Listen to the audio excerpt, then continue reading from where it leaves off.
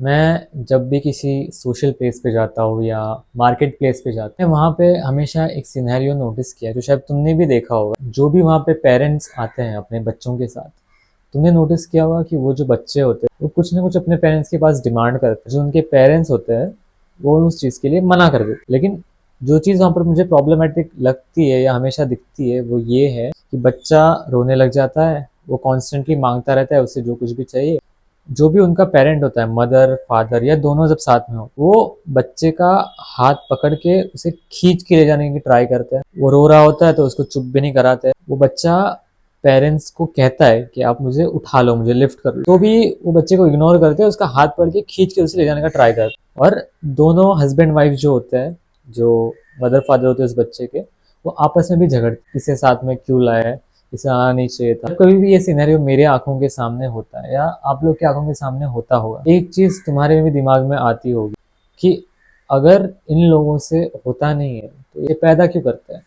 ऐसा कहा जाता है कि इंसान के लाइफ का जो फर्स्ट रिलेशनशिप होता है वो हम बिल्ड ही करते हैं हमारे पेरेंट्स के साथ, हमारे माता पिता के साथ। अगर मैं तुमको ये कहूँ कि अगर तुम इंडिया जैसी कंट्री में रह रहे हो, वहाँ पर जितना मैंने नोटिस किया है, हमारे यहाँ आसपास एटलीस्ट मोर देन 50% हमारे साथ वाले ऐसे हैं जिनके पेरेंट्स का बिहेवियर उनके प्रति टॉक्सिक है। टॉक्सिक पेरेंट्स का मतलब क्या होता है, सीधी सरल भाषा में बताऊँ, अगर तुम्हारे पेरेंट्स तुम्हें क्रिटिसाइज करते हैं, तुम्हें मैनिपुलेट करते हैं, तो इंडिया का अगर क्लासिक एग्जाम्पल बोलूँ तो कंपैरिजन, इसका बेटा ऐसा है, उसकी बेटी ऐसी है, तुम अपने आप को देखो।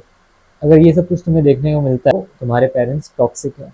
और अगर तुम्हारे पेरेंट्स अब्यूज़ करते हैं, जैसे तुम्हें यहाँ वहाँ सुनने मिला होगा कि किसी के पेरेंट है, किसी के फादर है, वो ड्रिंक करते हैं, घर पे आके झगड़ा करते हैं सबके साथ, ये जो बिहेवियर है ये घर के लिए और इस परिवार के लिए एक टॉक्सिक बिहेवियर है।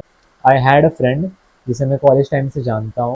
उसमें तो मैंने ये चीज़ भी नोटिस की है कि वो किस टाइम कहाँ जा रहा है, क्या खा रहा है, क्या कर रहा है, किसके साथ है, वो लोग कौन है, क्या है, ईच एंड एवरीथिंग, हर चीज़ उसके पेरेंट्स को जान केयर करने में और कंट्रोल करने में एक थिन लाइन होती है। कुछ जो पेरेंट्स होते हैं वो कंट्रोलिंग नेचर के होते हैं, उन्हें चाहिए कि अगर बच्चा पैदा हुआ है तो वो स्टडीज से लेके, करियर से लेके, मैरिज से लेके, फ्रेंड्स, इवन ये भी वो अपनी मर्जी से नहीं बल्कि इनकी मर्जी से चूज करे, पेरेंट्स की मर्जी से चूज करे, ऐसा उन पेरेंट्स की डिमांड होती है अपने बच्चों से। यहाँ पूरी तरीके से पेरेंट्स भी गलत नहीं है, क्योंकि उन्हें लगता है कि अगर हमारा बेटा इस दुनिया में जाता है, वो दुनिया है वो तो वैसे भी कॉम्प्लेक्स है, दुनिया भी टॉक्सिक है एक हद तक। उन्हें लगता है कि अगर वो अपने बच्चों को कंट्रोल में नहीं रखेंगे तो बच्चे बिगड़ जाएंगे, जबकि मुझे नहीं लगता ऐसा सीरियसली कुछ होता है। अब ये टॉक्सिक पेरेंटिंग बिहेवियर से तुम्हारे ऊपर क्या होता है। जिस किसी के पेरेंट्स का बिहेवियर अपने बच्चों के प्रति सही नहीं है, तो जो बच्चा होता है उसका सेल्फ एस्टीम लो हो जाता है, वो सेल्फ डाउट करने लगता है, उसका पीपल प्लीजिंग बिहेवियर हो जाता है, इवन वो डिप्रेशन में भी चला जाता है। और उसका शाय होना तो कंफर्म हो जाए इसी बिहेवियर से कि उसके पेरेंट्स जो है वो हर चीज़ पे उसे मॉक करने की कोशिश करता है, उसे कंपेयर करता है, उसके लिए हर एक ऐसी चीज़ करती है जो साइकोलॉजिकल लेवल पे किसी भी पेरेंट को अपने बच्चे के साथ नहीं करना चाहिए। इवन जो पेरेंट्स हमारे से डिज़ायर करते हैं कि तुम्हारी जो एकेडमिक्स होनी चाहिए वो 10 आउट ऑफ 10 होनी चाहिए, इस पेरेंटल बिहेवियर की वजह से बच्चों के एकेडमिक्स पे भी प्रेशर पड़ता है।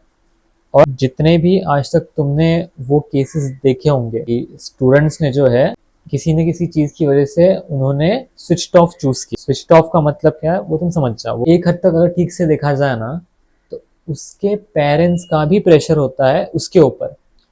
वो एकेडमिक्स के लेकर हो सकता है, कंपैरिजन की वजह से हो सकता है, कुछ भी हो सकता है। इसके सबसे ज्यादा एग्जांपल्स मैंने तो यहाँ पे इंडिया में हमारे आसपास देखे हैं।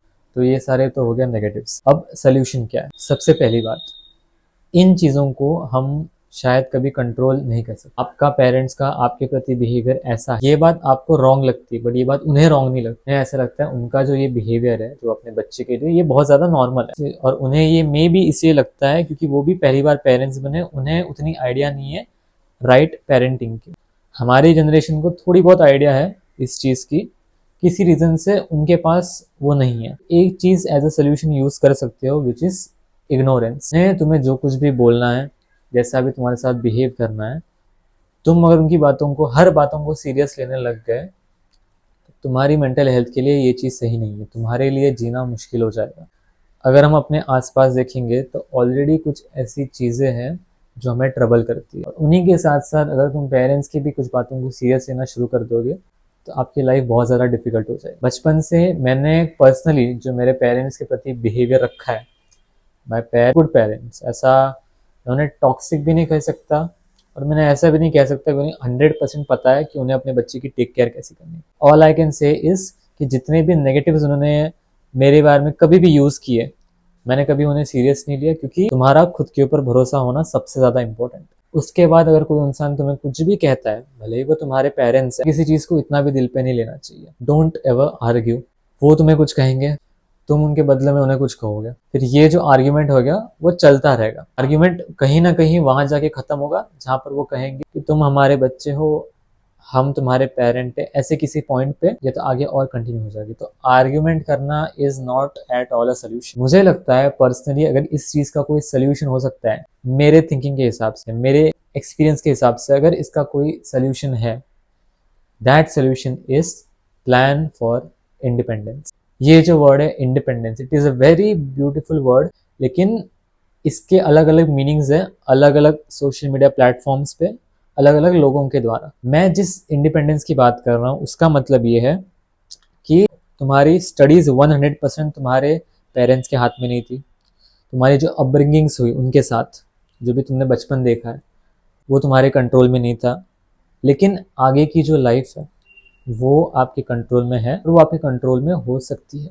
पहले तो तुम्हें इस चीज़ के लिए स्टैंड लेना होगा जो कुछ भी तुम्हें फ्यूचर में करना है तुम्हारे करियर में स्पेशली, और उस चीज़ को तुम्हें प्रूफ करके दिखाना है। मैं अभी हूँ 19 ईयर्स का।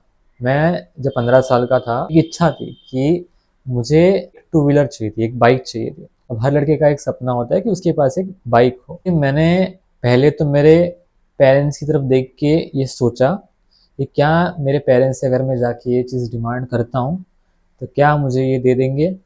फिर मैंने सोचा एक बार के लिए मान लेते कि उन्होंने मुझे बाइक लेके दे दी, बट अगर उसके बाद कभी भी मैं उन्हें जब नहीं चाहिए तब बाइक का यूज़ कर रहा हूँ, तब कहीं ट्रैवल कर रहा हूँ, तब फ्यूल के पैसे उनसे मांग रहा हूँ, तो उन्हें वो चीज़ अच्छी नहीं लगेगी और ऑब्वियसली वो कुछ ना कुछ तो उस चीज़ से रिलेटेड मुझे ज़रूर बोलेंगे। चीज़ का सोल्यूशन अगर कुछ है तो वो ये है, दैट इज़ इंडिपेंडेंस। मैंने 18 साल का जब था तब मैंने एक जॉब किए, मैंने मल्टीपल जॉब्स किए।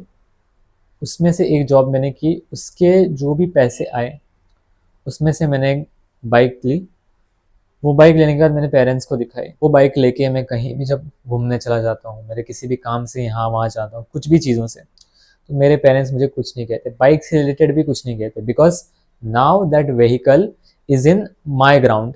क्योंकि मेरे पेरेंट्स ने अपने पैसे लगा के वो मुझे नहीं दिया है, तो ज़्यादा कुछ वो मुझे उसके बारे में बोल भी नहीं सकते। उनके लिए भी ये चीज़ एक्सपेक्टेड नहीं थी, बट मुझे जो चीज़ चाहिए थी वो मैंने ले ली। This is independence in my eyes. अब जो कुछ भी चाहिए, जो कुछ भी बनाना है, वो तुम्हें खुद से करना पड़ेगा। तुम्हें पेरेंट्स से ज़्यादा डिमांड नहीं करनी चाहिए, और मैं तो कहता हूँ एक्सपेक्टेशन भी कम रखनी चाहिए, या फिर रखनी ही नहीं चाहिए। इससे तुम्हारा स्ट्रेस कम रहेगा। This can B solution in every aspect of your life. बहुत सारी चीज़ें दूसरों से एक्सपेक्ट करने से अच्छा है वो चीज़ें तुम खुद ही कर दो, ताकि एक्सपेक्टेशन का पेन भी तुम्हें नहीं मिलेगा और तुम्हें इस चीज़ का प्राउड भी फील होगा कि ये चीज़ खुद तुमने की है। मैंने वो बाइक ली। मेरे सभी दोस्तों ने यही कहा कि ये जो बाइक है ये बहुत ज़्यादा सस्ती बाइक है, इसकी जो प्राइस है वो बहुत कम प्राइस है, ये एक स्पोर्ट्स बाइक। मुझे ट्रैवल करना पसंद है, मेरा जो कुछ भी मेरे टास्क होते हैं वो यहाँ से वहाँ जाने के होते हैं, लंबे लंबे प्लेसेस तक होते हैं, लॉन्ग लॉन्ग डिस्टेंस के होते हैं, तो मुझे वैसे भी एक व्हीकल की ज़रूरत थी। इस मॉडल का एक बेनिफिट ये भी है कि ये फ्यूल भी कम यूज़ करता है, तो मेरे ज़्यादा पैसे फ्यूल में भी नहीं जाएंगे। किसी सारे फ्रेंड्स ने मुझसे ये पूछा कि तूने ये मॉडल क्यों लिया, तब मैंने उन्हें बताया कि ये जो बाइक है ये मुझे मेरे पेरेंट्स ने नहीं दी है, ये मैंने खुद के पैसों से ली है, क्योंकि तब 80 के आसपास किसी ने भी जॉब नहीं की थी।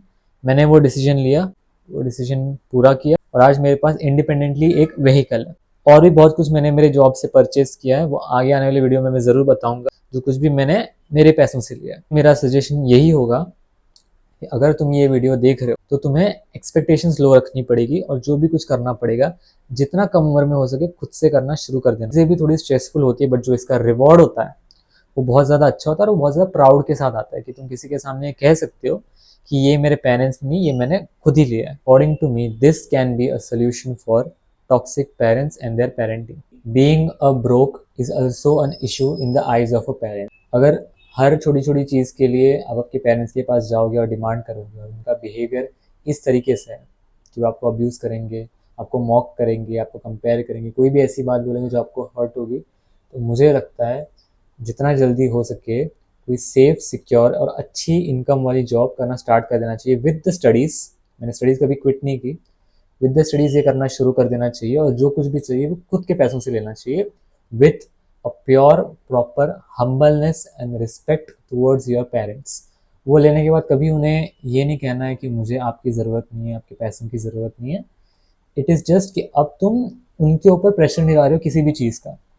जो भी तुम कुछ कर रहे हो तो खुद के पैसे से कर रहे हो, खुद के डिसीजन से कर, simply it is what it is. Protect your piece.